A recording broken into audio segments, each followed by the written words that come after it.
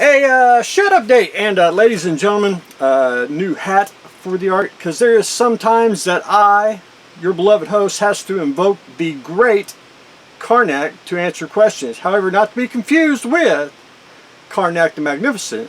But anyway, I had to get me a new hat for the Great Carnac, because sometimes we do have to answer questions inside the art. So I will personally keep this in here, because the Great Carnac will always appear.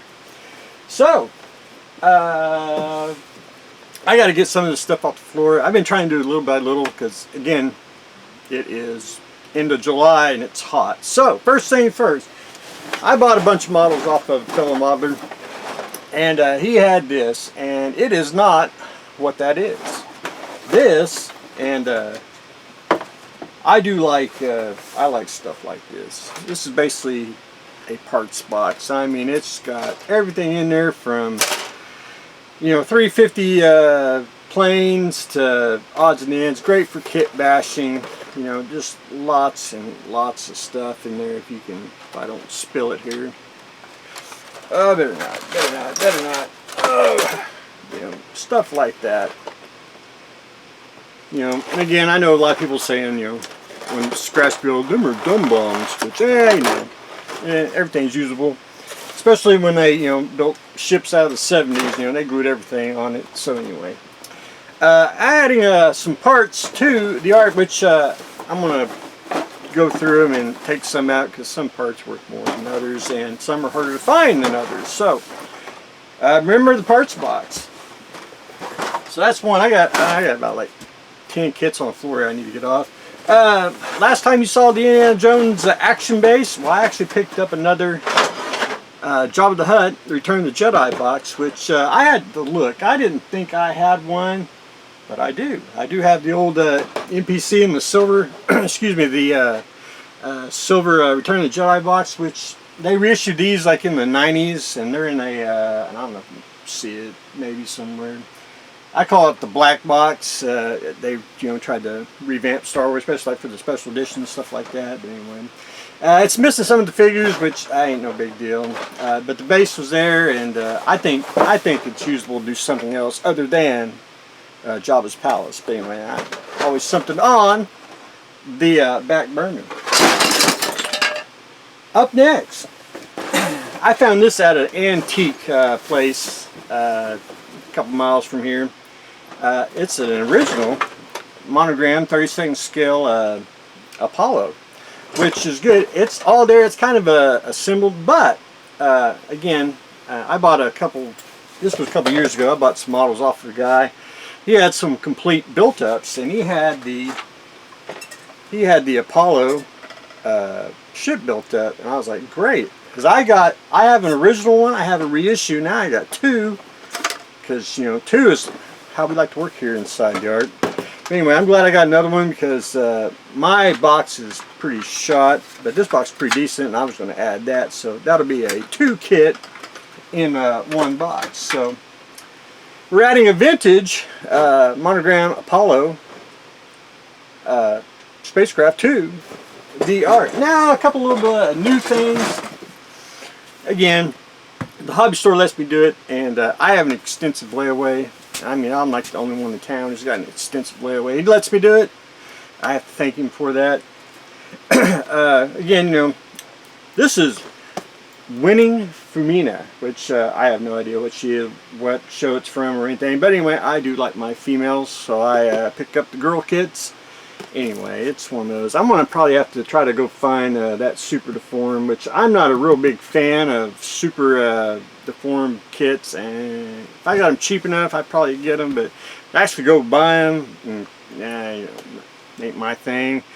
But anyway, if that's her little, you know, little friend or something, I may have to try to get that. But anyway, I know all the armor is pretty cool, but, you know, really, I honestly bought it for that version. But anyway, that's just me, and I got some other femina kits over there, so we're adding the another, and you can always paint their hairs, you know, make them different, you know. That's what brown head, make blonde, black, red, blue, you know, almost endless what you can do. But anyway, adding another femina to the art.